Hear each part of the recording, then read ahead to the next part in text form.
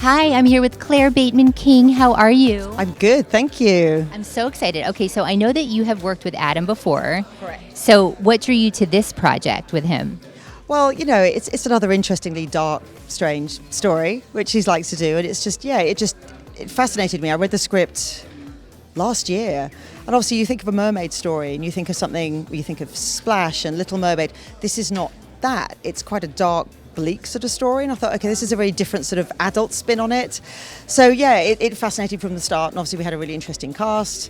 Great locations down in Arkansas, and I was like, that's a really interesting movie. So yeah, it's a great script. I love that. And what do you want people to take away from the movie, would you say?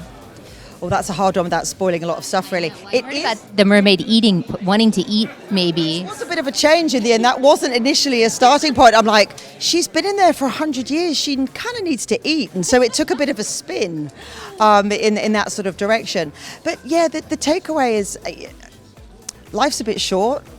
And I think we're all seeing that a lot at the moment. Life's short, make the most of things because things can change on you in an instant. Make the most of stuff. You know, follow your dreams, try and make changes. Try and fix, try and help things. Jack's character Billy, stuck in this small town, miserable, unhappy, decides to try and make a change. So it's the way forward, I think. I think a lot of people need to be doing that.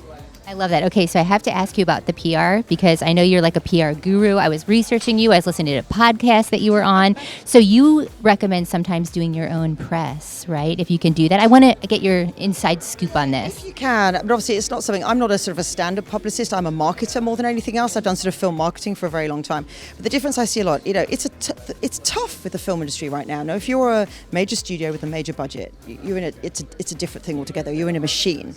When you're dealing with an independent film, you don't have that machine. And it's very, very hard to get your head above the parapet in any way, shape or form. How many times have any of you looked at a streaming service and seen a film with major stars and you think, I've never heard of it? It just disappears. So, we're very grateful for things like Comic-Cons where you can actually have access to this kind of press and these conversations where you can make your film stand out a little bit and you can speak to people directly. Something with all the films I do is trying to get them all to budget right at the very beginning for some degree of PR and activation, just anything to get the word out to just level up a tiny bit. Because there's a million films out there and they can just disappear and nobody wants that for their film. Everybody wants their film. They're making it for a reason. They want it to be talked about. So plan right from the beginning how you're going to get people to hear about it. Otherwise you'll have this glorious film right there and like, well, now what do I do? Right. No one knows about it. So have a plan. And I need you for my PR. Huh? I need you for my PR. Anytime. In that amazing suit. I mean, you don't look at standing out. It's incredible. Well, I know people are waiting for you, but I was so excited to talk to you. And I have one last question. What are your thoughts from a marketing perspective of the change in marketing now?